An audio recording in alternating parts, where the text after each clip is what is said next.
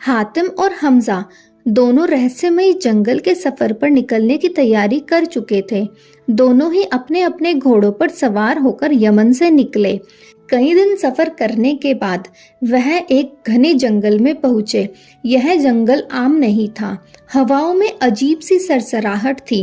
पेड़ों की शाखाएं ऐसे हिल रही थी जैसे कोई अनदेखा साया रास्ता रोक रहा हो।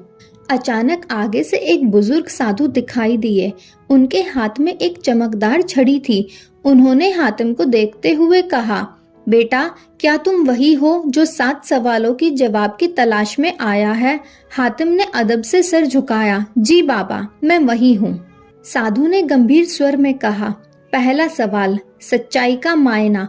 इस सवाल का जवाब तू तभी ढूंढ पाएगा जब तू इस जंगल के राक्षस से मिलेगा।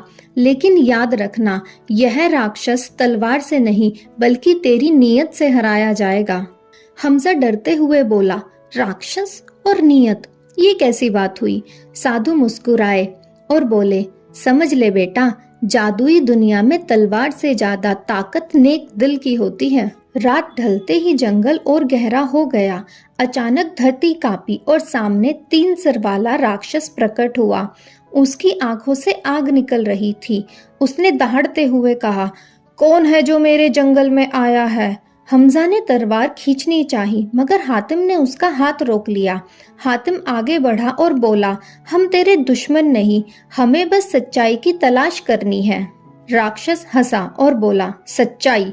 इंसान झूठा होता है, लालची होता है। तू कौन सा फरिश्ता है जो सच्चाई की बात कर रहा है? हातिम ने शांति से जवाब दिया, सच्चाई वही है जो किसी के दिल से निकले और किसी को दुख न पहुंचाए। अगर इंसान झूठ छोड़ दे तो वही उसकी सबसे बड़ी जीत है।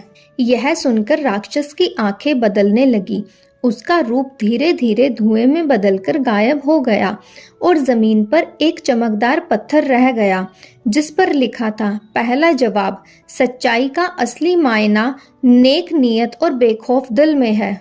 हातिम ने वह पत्थर उठाया। हमजा हैरानी से बोला, भाई, तेरी बातों ने तो राक्षस को ही बदल डाला। हातिम मुस्कुराया और बोला, यह तो पहला पड़ाव है, असली इम्तिहान तो अभी बाकी है। और इस तरह हातिम ने पहले सवाल का जवाब ढूंढ लिया, मगर उसका सफर आगे और भी डरावना और रहस्यमयी होने वाला था। क्या हातिम बचे हुए 6 सवालों का जवाब ढूंढ पाएगा? जानने के लिए देखिए हातिम ताई।